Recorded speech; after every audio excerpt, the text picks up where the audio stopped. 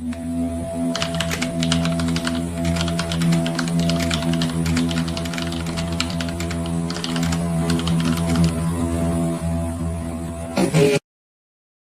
message arrived at 3:47 a.m. Seojin felt his phone vibrate against the nightstand, saw the name on the screen, and knew their peace was over. He slipped out of bed, careful, quiet. Imani didn't stir. On the balcony, he read it 3 times. Each time, the words got worse. "Return in 72 hours, or we come for you both." His hands shook, not from cold, from rage, from fear. He'd left everything behind, his power, his empire, his brothers, for her, and now they wanted him back. Welcome to K-Stories by Emma. Before we continue, please like, share, subscribe, and hit that notification bell so you never miss any story.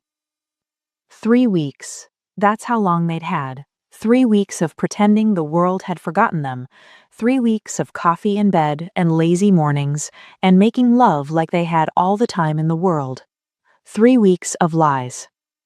Imani woke to an empty bed. The sheets on Seojin's side were cold, like he'd been gone for hours. She found him on the balcony, staring at his phone like it held a death sentence. When he heard her, he shoved it in his pocket. Too fast. "What's wrong?" she asked. "Nothing." His voice was steady, but his eyes weren't. "Couldn't sleep." Liar. She knew that look, the one that said he was calculating, planning, preparing for violence. "Seojin," she stepped closer. "What happened?" He turned away, gripped the railing. "They want me back." The words hit her like a fist. "Who?" "The organization." His jaw tightened. "My second in command sent a message. I have 72 hours to return, or they consider me a traitor." Imani's chest went tight. And traitors? Don't get to disappear quietly. She felt it then, the weight of what they'd done, what they'd thought they'd escaped. The Mafia didn't let people go, not cleanly, not without blood. Their forever had an expiration date. "What happens if you don't go back?" she whispered. Seojin finally looked at her, and she saw it. The man who'd killed for survival, the man who'd built empires on fear, the man who'd do anything to keep her alive. "Then we run," he said, "and we never stop running." Imani's throat burned. For how long? However long it takes. That's not a life. It's the only one we have. He pulled her close, wrapped his arms around her like he could shield her from what was coming. But they both knew the truth. You can't outrun the past, not when it has your name, your face, your weakness. Later that morning, Imani was making coffee when her phone rang. Unknown number. She almost didn't answer, but something made her pick up. "Hello?" Silence. Then a woman's voice, young, nervous. "You don't know me, but I knew your husband." Imani froze. "Who is this?" "My name is Sophia. We need to talk." "About what?" "About Marcus. About what he did. About why you're in danger." The woman paused. "We need to meet, alone." Every instinct screamed at her to hang up, to tell Seojin, to not walk into whatever trap this was. But if Marcus had secrets, secrets that put her in danger, she needed to know. All of them, before she could truly move forward. "When?" Imani asked. "Today, 2 p.m., Riverside Cafe. Come alone. If he's with you, I'm gone." The line went dead. Imani stared at her phone, heart pounding. She should tell Seojin, should let him handle this, but she didn't. Because some truths you have to face alone, even if they destroy you. The woman waiting at Riverside Cafe was younger than Imani expected, mid-20s, beautiful in that effortless way some women are. Dark hair, designer clothes, expensive watch. She looked up when Imani approached, and smiled nervously. "Thank you for coming." Imani sat across from her, cautious, ready to leave if this felt wrong. "You said you knew Marcus." "I did." The woman extended her hand. "My name is Sophia. I was your husband's partner." She paused. "In more ways than one." The words hung between them. Imani's stomach dropped. "What does that mean?" Sophia pulled out her phone, slid it across the table. Photos. Marcus and Sophia, at restaurants, in hotel rooms, his arm around her waist, her lips on his cheek. Intimate, familiar, real. "We worked together," Sophia said quietly, "moving money for the Jade Serpents. But we were also—" She couldn't finish. Imani scrolled through the photos, each one a knife. Text messages next, hundreds of them. "Miss you already. Can't wait to see you tonight. She doesn't understand me like you do." Her hands shook. "How long?" "2 years," Sophia's voice cracked. "I'm sorry, I know that doesn't help, but I am." 2 years. 2 years of lies, of him coming home late, of business trips that weren't business. 2 years of Imani believing they were solid, happy, forever. She should have felt destroyed, should have felt the grief all over again. But instead, she felt something else. Relief. The guilt she'd been carrying, the shame of falling for Seo-jin, of wanting another man while supposedly mourning her husband, lifted. Marcus betrayed her first. She didn't owe his memory anything. "Why are you telling me this now?" Imani asked. Sophia leaned forward, urgent, scared. "Because the people Marcus worked for, they think you know where he hid their money." "What money?" $8 million. He stole it from the Serpents, right before he died. Sophia's eyes were wide, terrified. "And they're not going to stop looking until they find it, or find you." Imani's blood went cold. "I don't know anything about any money." "They don't believe that. To them, you're the widow, the one person Marcus Weff trusted." Sophia gripped the table. "They've been watching you, waiting, and now that you're with Seo-jin, they think you're using him for protection." "I don't even know where to start looking." "Do you want to?" Imani froze. "What?" Sophia met her eyes. "Do you know where it is?" "No. But I know who does." Sophia's voice dropped. "Marcus had a partner, someone he trusted more than me. If anyone knows where he hid that money, it's them. And if you find it first, you can buy your freedom, both of you." Imani stared at her, processing. $8 million, enough to disappear, to pay off whoever needed paying, to actually have the forever Seo-jin promised. "Why are you helping me?" "Because Marcus lied to both of us," Sophia's jaw tightened, "and because I'm tired of looking over my shoulder. If we find that money, we split it. You get your freedom, I get mine. Everyone wins." Imani pulled out her phone, typed quickly. "We need to talk, now." She hit send before she could second-guess herself. But before she could stand, the cafe door opened. 2 men walked in. Tall, dressed in black, eyes scanning the room. They saw Sophia, and their hands went to their waists, where guns were hidden. Sophia's face went white. "We need to go, now." Sophia grabbed Imani's hand. "Don't run. Don't look at them. Just walk." Her voice was calm, but her grip was iron. They stood together, casual, like 2 friends finishing coffee. Sophia dropped cash on the table. Too much, but there wasn't time to wait for change. They walked toward the back, past the restrooms, through the kitchen. A cook looked up. Sophia smiled at him. "Sorry, emergency." They pushed through the back door into the alley. Behind them, shouting, footsteps. The men had realized they were gone. "My car, blue Honda, end of the block." Sophia was already running. Imani followed, heels clicking on pavement, heart slamming against her ribs. They reached the car. Sophia unlocked it with shaking hands. They dove inside. Engine roaring, tires screaming.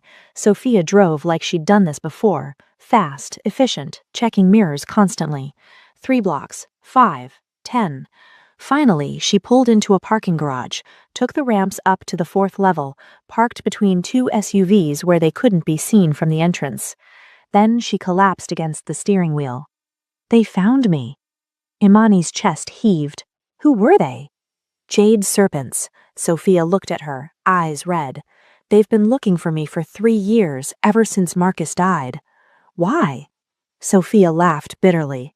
"Because of the $8 million he stole." Imani stared. "You said that already, but I don't understand. Marcus was a financial analyst. He didn't have access to that kind of money." "Yes, he did. That was his job, moving their money through clean accounts, making it legal." Sophia wiped her eyes. But 6 months before he died, he started skimming. Small amounts at first, then bigger. By the time they noticed, he'd taken 8 million. And they killed him for it? No, Sophia's voice went quiet. Se-jin's organization killed him. Different gang, different war. The serpents wanted him alive so he could tell them where the money was. But before they could get to him, Se-jin ordered the hit. Wrong place, wrong time. Marcus died with the location. Imani's head spun. She'd been a target all along, not because of Se-jin, not because she fell for the wrong man, because of Marcus. Because her dead husband stole millions and left her holding the consequences. The threats, the surveillance, Min Jun showing up at her door. It all made sense now. Why didn't they just ask me? Imani's voice cracked. I didn't know anything. They don't believe that. You were his wife. In their world, wives know everything. Sophia gripped the wheel. And now that you're with Se-jin, they think you're protected, that you're playing both sides. I'm not playing anything. I just want to live. Then we find the money. Sophia turned to face her. We find it. We split it, and we disappear. Both of us. New identities, new lives, free. Imani thought of Se-jin, of the message he'd received, of the 72 hours ticking down, of running forever. How do we find it? She asked. Sophia reached into her purse, pulled out something small, a key. Brass, worn, old-fashioned. Marcus sent this to me the day before he died. No note, no explanation, just this. Imani took it, turned it over in her palm. What does it open? I think a safety deposit box, but I don't know where. I've tried every bank in Seattle. Nothing. Imani stared at the key. $8 million. Their freedom, their future, if they could find it before the serpents found them. She pulled out her phone, typed quickly. Meet me at home. I found something that changes everything. Se-jin replied instantly. On my way. Are you safe? She looked at Sophia, at the key in her hand, at the men hunting them. For now. She hit send, but she wasn't sure she believed it. Se-jin arrived 15 minutes later. He didn't knock, just used the key she'd given him and walked straight into the apartment. His face was stone. You left without telling me. His voice was low, controlled, dangerous. You met someone I don't know. Do you understand how dangerous that is? Imani stood her ground. I had to. You had to? He stepped closer. There are men hunting us. My organization wants me back, and you thought it was a good idea to meet a stranger alone? She wasn't a stranger. She was Marcus's... I don't care who she was. Se-jin's jaw tightened. You could have been killed. But I wasn't. This time. They stared at each other, the space between them charged with anger and fear and something deeper. Finally, Imani broke the silence. Her name is Sophia. She worked with Marcus, laundering money for the Jade Serpents. She paused. And they were having an affair for 2 years. Se-jin's expression shifted, surprise, then understanding. She told you this? She showed me, photos, messages, everything. Imani's voice steadied. Marcus wasn't who I thought he was, and that's not even the worst part. She pulled out the key, held it up. He stole $8 million from the serpents, right before he died, and they think I know where it is. Se-jin took the key, examined it. His face went dark. This is why they wanted him dead. His voice was quiet, deadly. Not just for skimming, for stealing their entire operations emergency fund. Imani said he hid it, somewhere only he knew, but before he could retrieve it, you... Imani stopped herself. Before I killed him, Se-jin finished the sentence. No emotion, just fact. He handed the key back, paced to the window, stared out at the city. For the first time, Imani saw him truly angry. Not at her, at the situation, at Marcus. He made you a target, and he knew it. He stole millions, had an affair, and when it all fell apart, he left you to deal with the consequences. I didn't know.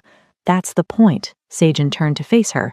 You were innocent, and he used that. He knew if he died, you'd be the one they came for, because widows always know, wives always hide things. His hands clenched. He put a target on your back and walked away. Imani felt the weight of it, the betrayal layered on betrayal. Marcus hadn't just cheated, he'd endangered her, knowingly. If we find the money, she said carefully, could we use it to buy your way out? Sajin shook his head. It's blood money. The serpents will kill everyone I've ever loved to get it back, and my organization will kill me for helping you keep it. So we're trapped. Unless, Sajin stopped, thinking. Unless what? Unless we give it to someone neither side expects, someone who can broker peace, someone both organizations respect. Imani frowned. Who? Sajin met her eyes. Min Jun. The name hit her like cold water. You want to trust the man who almost killed me? No. Sajin crossed the room, took her hands. But I want to use him. Min Jun wants power, influence. If we give him the money, let him return it to the serpents as a gesture of goodwill, he becomes the hero, the peacemaker. And we get what? Our freedom. Both organizations owe him, and if he tells them to leave us alone, they will. Imani stared at him. That's insane. It's the only play we have. What if he just takes the money and kills us anyway? He won't. How do you know? Sajin's grip tightened. Because Min Jun respects one thing above all else, smart moves. And this is the smartest move he'll ever see. Imani's heart pounded. And if you're wrong? Then we die together. His voice softened. But at least we tried. She looked at the key in her hand. $8 million. Their last chance. Where do we start? Sajin pulled out his phone. We find out where that key fits, and then we call Min Jun. They tore through Imani's apartment. Every drawer, every closet, every box of Marcus's belongings she'd been too broken to throw away. His old suits, his books, his files from work, nothing. Imani sat on the floor, surrounded by 3 years of grief. Maybe the key doesn't mean anything. Maybe he was just being paranoid. No, Sajin kept searching, methodical, patient. Men like Marcus don't send keys for no reason. He pulled out the last box. Photos. Old ones from their wedding, their honeymoon, birthdays. Imani looked away, couldn't bear to see those faces, those lies. Sajin flipped through an album, stopped. Here, tucked between 2 photos, a bank statement, folded, yellowed with age.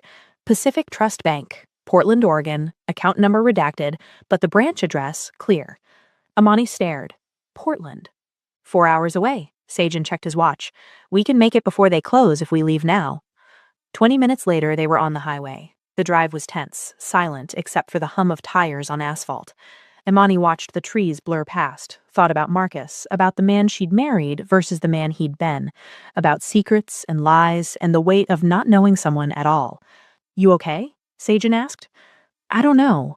He reached across the console, took her hand, and they drove the rest of the way like that, connected, silent, together. Pacific Trust Bank was small, older, the kind of place people used because it was discreet. They walked in at 3:47 p.m., 13 minutes before closing. The manager looked up, mid-50s, suspicious eyes. Can I help you? I need to access a safety deposit box, Imani said. Name? Imani Williams. The manager's expression didn't change, but something flickered. Recognition, maybe. I'll need identification and proof of ownership. Imani slid her driver's license across the counter, then the key. The manager picked it up, studied it, looked at her ID again. Wait here. He disappeared into the back. Imani's heart hammered. What if it's not here? It's here. Sajin's voice was calm, but his hand found hers again, squeezed. Whatever's in that box, we face it together. And Imani realized something. This is what partnership looks like. Not romance, not passion, not the dramatic declarations people make in movies. Just 2 people choosing each other in the mess, in the fear, in the unknown. The manager returned, his face unreadable. Follow me. They walked through a heavy door, down a hallway, into the vault. Rows of boxes, small, silver, locked. The manager stopped at number 247. This box was opened 3 years ago and hasn't been accessed since. He looked at Imani. I'll give you privacy. He left. The vault door closed behind him. Imani stared at the box, hands shaking. You want me to do it? Sajin asked. No. She stepped forward. I need to. The key slid in, smooth, perfect fit. She turned it. Click. The box opened. Inside, USB drives, 3 of them, Ledgers with handwritten notes, documents printed on thin paper, bank transfers, account numbers, names she didn't recognize. Every transaction Marcus made, every crime, every lie. And on top, a handwritten note. Amani's vision blurred as she read it. Amani, if you're reading this, I'm sorry for everything.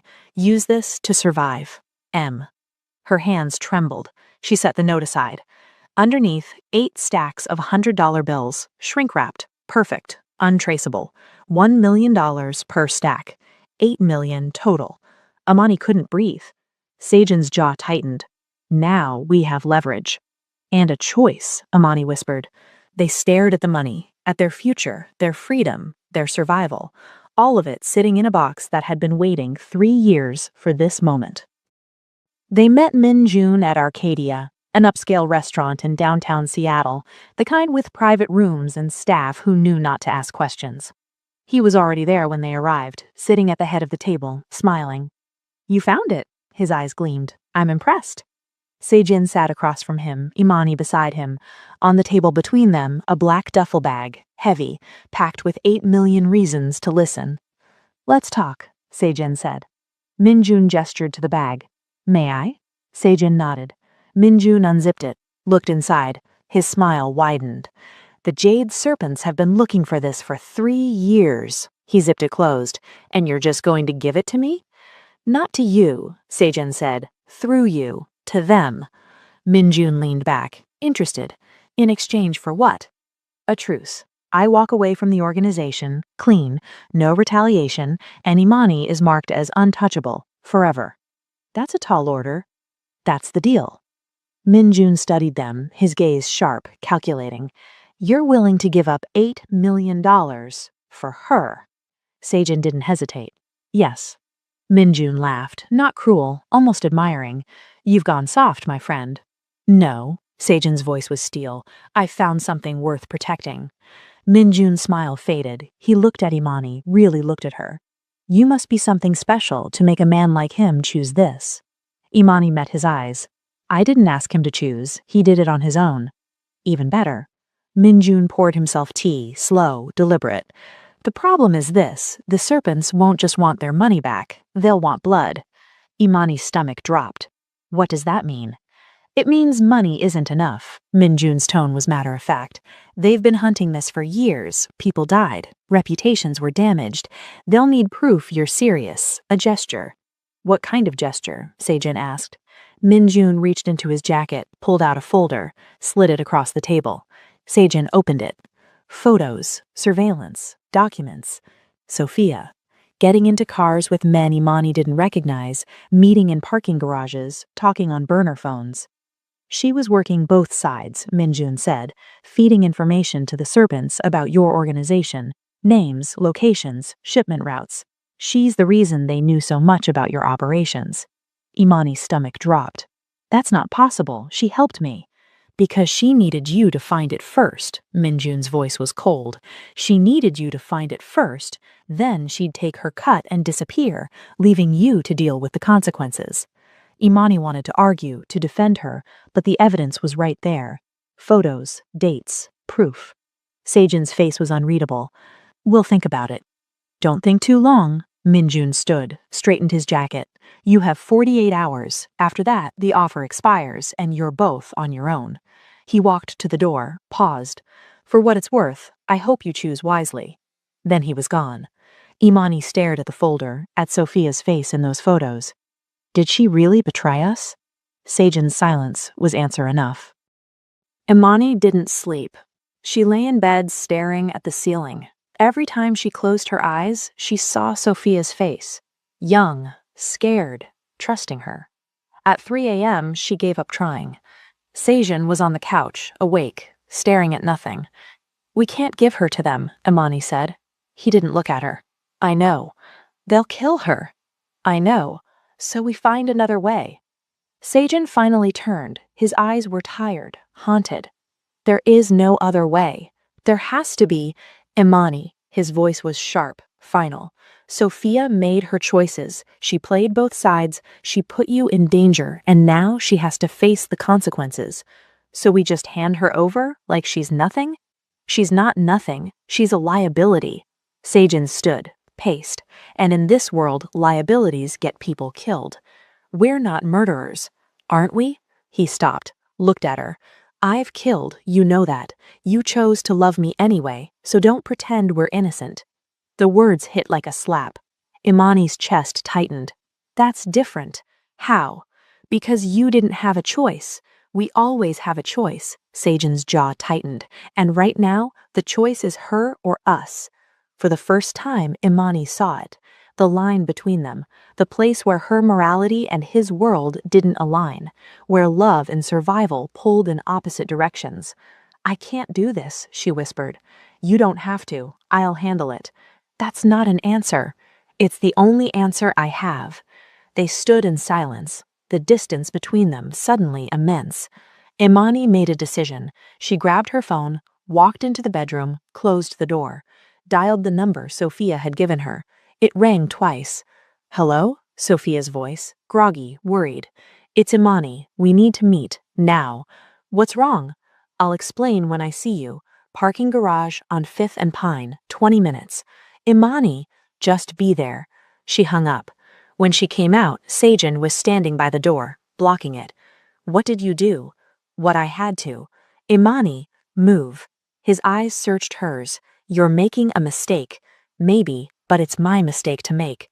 For a moment, she thought he'd stop her, physically, keep her from leaving, but he stepped aside. If this goes wrong, it won't. If it does, they'll come for both of you. Then come with me. She grabbed her jacket. Help me save her. Sejin's face was stone. I can't. Can't or won't? He didn't answer. Imani left without looking back. The parking garage was empty, cold, echoing. Imani stood in the center, waiting. Headlights swept across the concrete. A car pulled in, parked. Sophia got out, walked toward her slowly. She looked at Imani's face and knew. They want me, don't they? Imani nodded, her throat tight. Min Jun has proof you were working both sides, feeding information to the serpents. She paused. Is it true? Sophia's eyes filled with tears. Yes. Why? Because I was scared. Because Marcus died and I thought they'd come for me next, so I made a deal. Information for protection. Her voice broke. I didn't know it would put you in danger, I swear. It doesn't matter now, Imani stepped closer. They want you, dead, as proof we're serious about peace. Sophia's face went pale. Are you here to— No, Imani's voice was steel. I'm not giving you to them. I'm getting you out. They sat in Sophia's car, engine off, planning. Vancouver, Imani said. I have cash, enough to get you across the border. And Sophia, I know someone there, a woman who helps people disappear. New identity, new life. Sophia wiped her eyes. You'd do that for me? After what I did? You warned me about the money. You could have just taken it and run. Imani met her gaze. That counts for something. Sophia nodded, shaking. When do we leave? Tonight. We drive north. Cross at— Headlights cut through the darkness. A car pulled into the garage, parked 20 feet away. Sejin got out. Imani's stomach dropped. He walked toward them, slow, deliberate, his face unreadable. You followed me, Imani said. I couldn't let you do this alone. I'm not alone. I have— You can't save her. Sejin's voice was flat, final. If she disappears, they'll know we helped, and the deal dies. Then they come for all of us. Sophia opened the car door, stepped out. He's right. Her voice was steady now, resigned.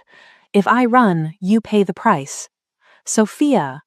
I'll turn myself in. She looked at Sejin. Tell Min Jun I'm ready. Just make it quick. No, Imani grabbed her arm. We're not doing this. You gave me a chance. You could have traded me the second you found out, but you didn't. Imani's eyes filled again. That's more than anyone else has ever done for me. Imani felt her chest crack. There has to be another way. Sejin stepped forward. There is. Both women looked at him. We fake her death, he said quietly. Make them think she's gone, but she has to disappear completely, forever. No contact, no coming back. She becomes a ghost. Sophia stared. How? Car accident, body burned beyond recognition. We plant your ID, your phone, make it convincing. Seijin's eyes were cold, calculating. The serpents get their blood, you get your life, but you can never be Sophia again. And if they figure it out, they won't, not if we do this right. Imani's heart pounded. This is insane. It's the only option that doesn't end with someone dead. Seijin looked at Sophia.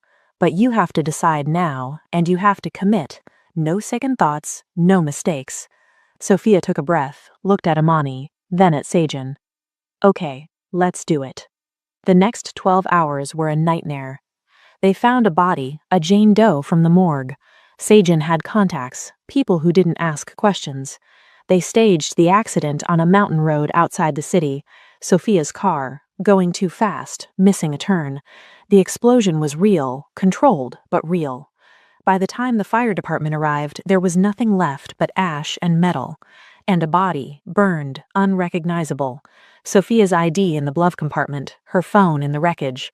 It was brutal, efficient, and it worked. Sophia disappeared that night. New name, new face. Headed east instead of north. Imani never asked where. 2 days later, Minjun called. The serpents are satisfied. They've seen the reports, the body, the evidence. His voice was smooth, pleased. The deal stands. You're free, both of you. And your organization? Seijin asked. They've accepted your departure. You're no longer bound. Minjun paused. But stay out of Seattle, at least for a while. Let things settle. Understood. One more thing. Minjun's tone shifted. You played this well, both of you. That takes nerve. The line went dead. Imani stood in the apartment, staring at nothing. They were free. The serpents believed Sophia was dead. Seijin's organization had let him go. They had the money, the future, everything they wanted, but all Imani felt was the weight of what they'd done. The lies, the manipulation, the girl who had to die, even if just on paper, for them to live. Are you okay? Seijin asked. Imani looked at him. I don't know. The ceremony was held in a warehouse south of the city. Old school, traditional, the kind of ritual that dated back decades. Imani wasn't allowed inside. She waited in the car, watching men in dark suits enter and exit. When Seojin finally emerged 2 hours later, his face was blank. It's done, he said. What happened? I knelt, renounced my oath, returned my ring. His voice was hollow. I'm no longer bound to them. That's good, right?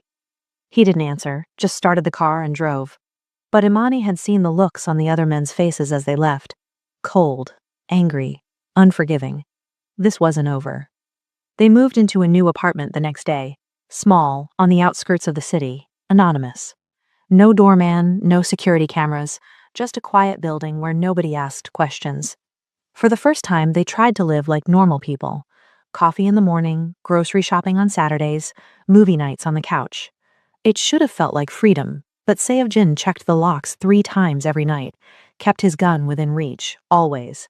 Slept light, woke at every sound. Imani watched him unravel slowly, quietly. Freedom didn't erase the past. It just gave him space to feel the weight of what he'd left behind. The men he'd led, the blood he'd spilled, the life he'd built on violence. One night she found him on the balcony, standing in the dark, staring at nothing. Do you regret it? She asked quietly. Leaving? He didn't turn. Never. Then what's wrong? I wonder if I've condemned us both. His voice was rough. I walked away, but they don't forget, and they don't forgive. Minjun said, Minjun brokered a deal. That doesn't mean everyone accepted it. Seojin finally looked at her. There are men in that organization who see me as a traitor, and traitors don't get happy endings. Imani's chest tightened. So what do we do? We stay careful, stay ready. He pulled her close. And we hope they decide we're not worth the effort. But his tone said he didn't believe that. 3 days later, a package arrived. Plain brown box, no return address, left outside their door. Imani brought it inside, set it on the counter. Should we open it? She asked. Seojin examined it, carefully, looking for wires, anything suspicious. Finally, he nodded. He cut the tape, lifted the flaps. Inside, a single bullet, brass, gleaming, and underneath, a note. Handwritten, simple. We don't forget. Imani's blood went cold. Seojin's face drained of color, his hands clenched into fists. They know where we are. Who? Does it matter? He grabbed his phone, started typing. Pack a bag, now, we're leaving. Seojin. Now, Imani. His tone left no room for argument. She moved fast, threw clothes into a duffel, grabbed essentials, her hands shaking. Seojin was already at the door, gun drawn, checking the hallway. Clear, let's go. They took the stairs, not the elevator, down 6 flights, out the back exit, into the alley where their car waited. Seojin drove fast, no destination, just away. Imai stared at the bullet in her hand, the one she'd grabbed before they left. A message, a threat, a promise. Where are we going? She whispered. Somewhere they can't find us. And if they do? Seojin's jaw tightened. Then we fight. But Imani heard what he didn't say. They were running again, and this time there might be nowhere left to hide. They drove through the night, north, into the mountains, away from the city and the men who wanted them dead. The cabin was small, remote, buried in snow and silence. No phones, no internet, no connection to the world they'd left behind. Just them. For 3 weeks, they lived like ghosts. Sejin chopped wood every morning, Imani cooked simple meals. They read books by the fire, made love under heavy blankets while snow fell outside. It was peaceful, almost perfect. But the fear never left. Imani saw it in the way Sejin watched the tree line, the way he kept his gun on the nightstand, the way he slept with one eye open. They were safe, but they weren't free. One night she couldn't take it anymore. I'm tired of running, she said. Sejin looked up from the fire. I know. I mean it. I'm tired of looking over my shoulder, tired of living like we're already dead. Her voice cracked. I want a life. A real one, not this. He crossed the room, pulled her close. I'm trying to give you that. Are you? She pulled back, met his eyes. Because this isn't living. This is hiding. Sejin's jaw tightened. What do you want me to do? End this. Imani's voice was steel. For real. No more threats, no more running. We go back and we finish it. Imani, there's only one way we get our lives back, and you know it. He stared at her, something shifting in his expression. There's only one way to do that, he said quietly. How? We go back and we finish it. Imani's heart pounded. What does that mean?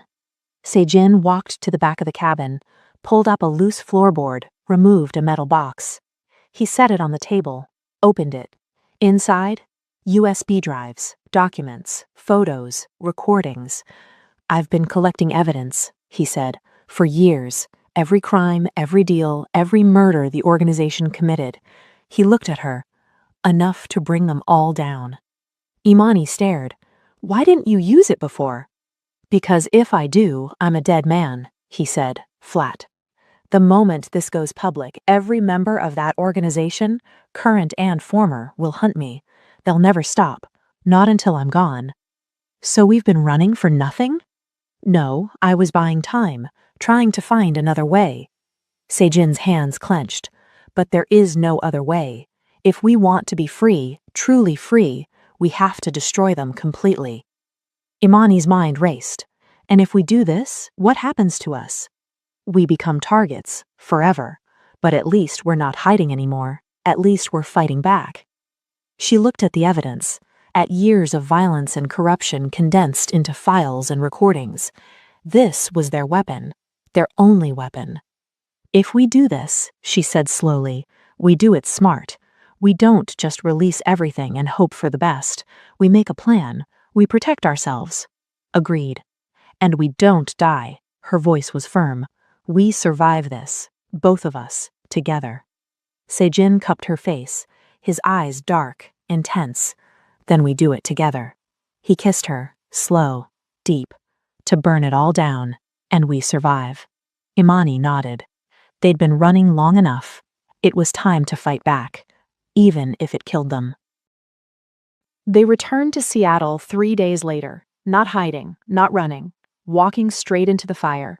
Seojin made the call from a burner phone. Short, direct. I need a meeting with the council, tonight. There was silence on the other end. Then, you have nerve coming back here. I have something you want, and you have something I need. Seojin's voice was steel. Tonight, or I go to the feds. Another pause. Midnight, the old warehouse. Come alone. I'm bringing her. Then you're both dead. We'll see. He hung up. Imani watched him. Are you sure about this? No. He loaded his gun, checked the clip. But it's the only move we have left. They arrived at 11:58 p.m. The warehouse was the same one where this all began, where Min Jun had spared them once before. Inside, the council waited. 7 men, old guard, the ones who'd built the organization from blood and fear. At the head of the table sat Choi, 70 years old, sharp eyes, hands that had killed more people than Imani could imagine. You brought her, Choi said. Not a question, a statement of disappointment. I did, Seojin said, the metal blocks on the table, because what I'm about to offer affects both of us. You have no leverage here, boy. Don't I? Seojin opened the box, pulled out a USB drive. This contains every crime this organization has committed in the last 10 years. Names, dates, locations, bank accounts, everything. The room went silent. You're bluffing. Seojin pulled out his phone, pulled up a file, turned the screen toward them. A recording, audio and video, clear as day.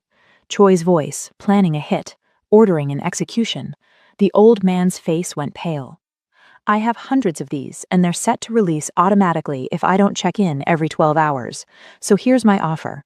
Let us go, clean, no retaliation, no hunting us down, and this stays buried.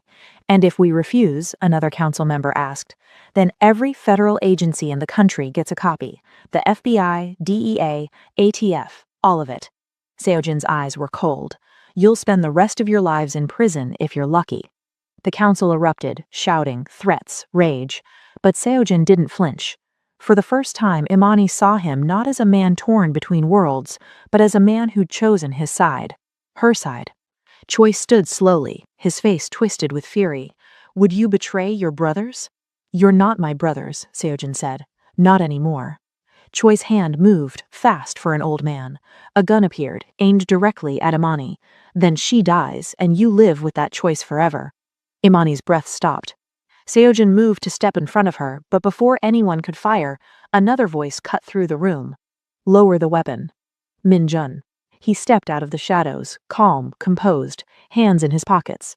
This man has earned his freedom. Choi's gun didn't waver. Stay out of this. I can't. Min Jun walked forward, stood between the gun and Imani. Because I brokered the deal that brought him back, and I vouch for him.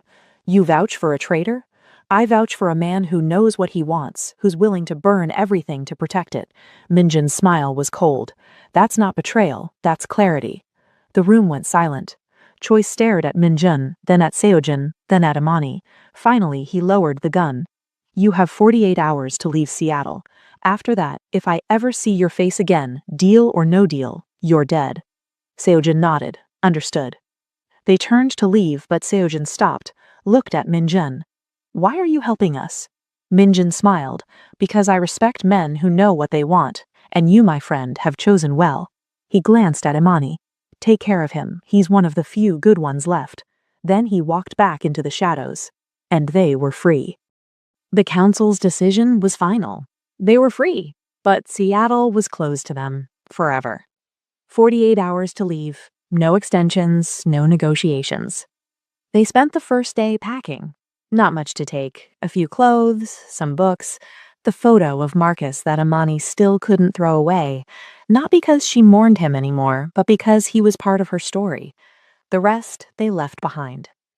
The second day, they said goodbye.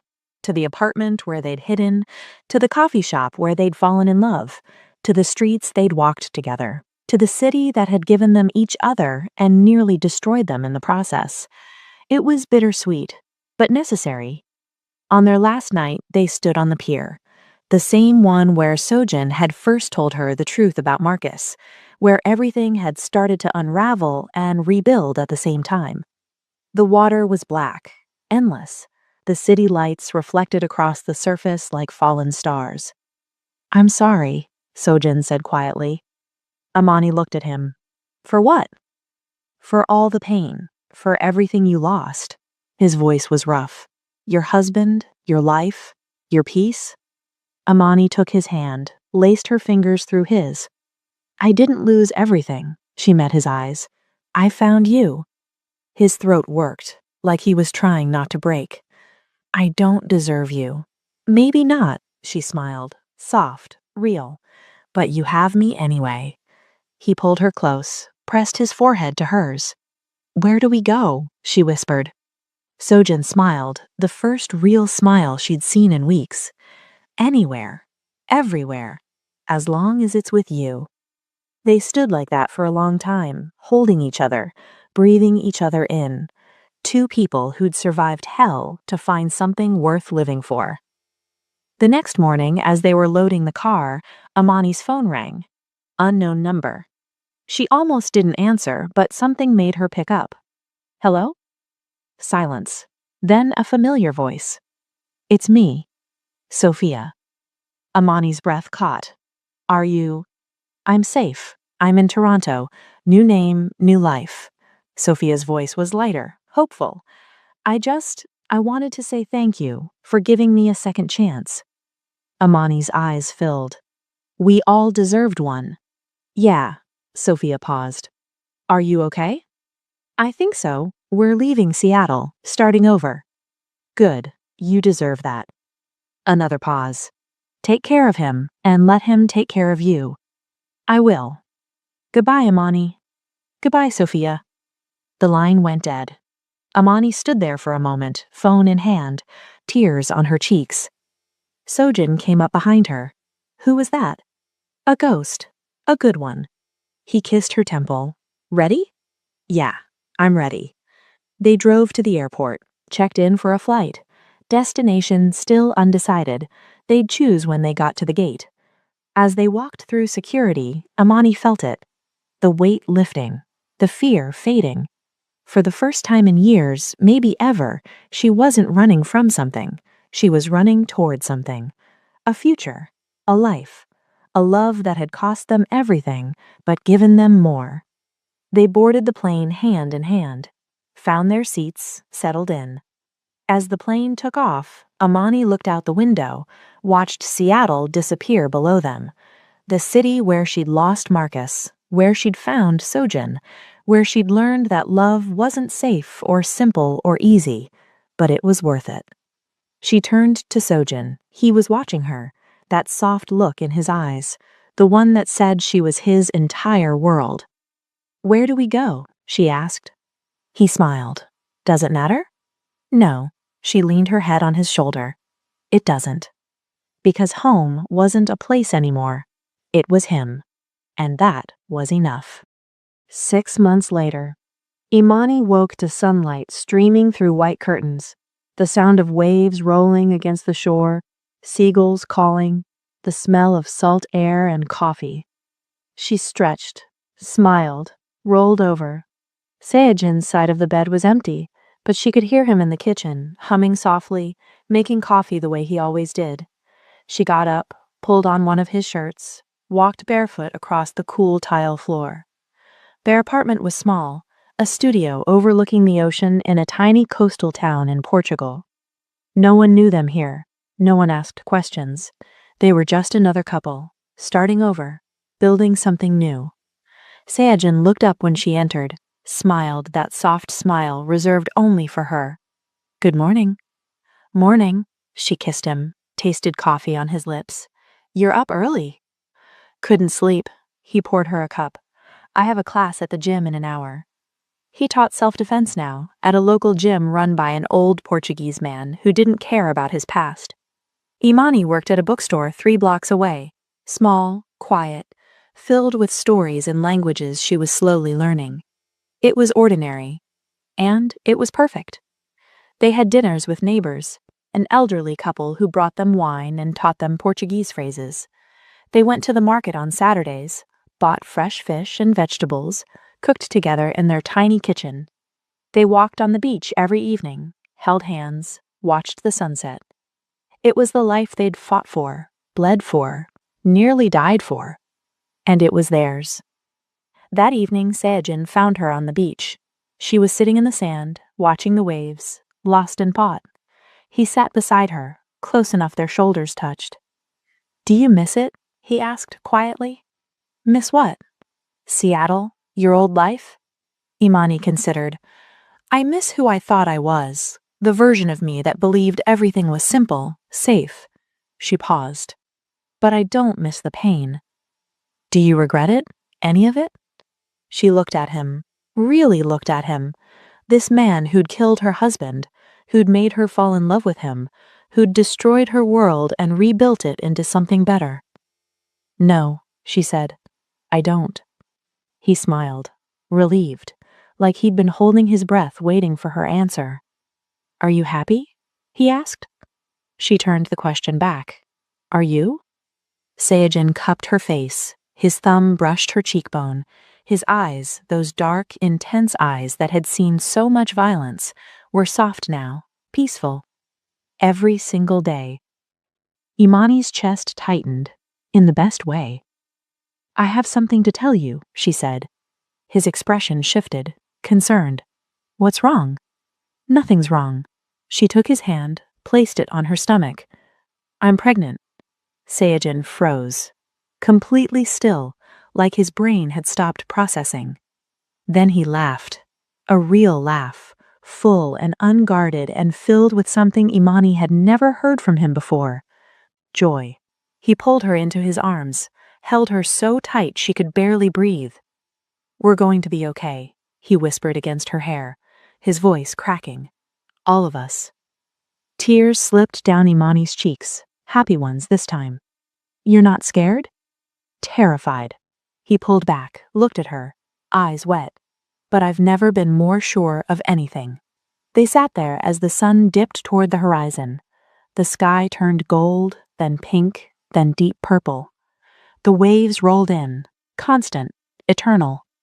Imani leaned against Saejin, his arm around her shoulders, her hand on her stomach where their future was growing. The past was behind them. Marcus, the mafia, the violence, the running. All of it was just memory now. The future was uncertain. Parenthood, a child growing up with parents who'd survived hell. But it was theirs. "Forever?" Imani asked, the same question she'd asked before.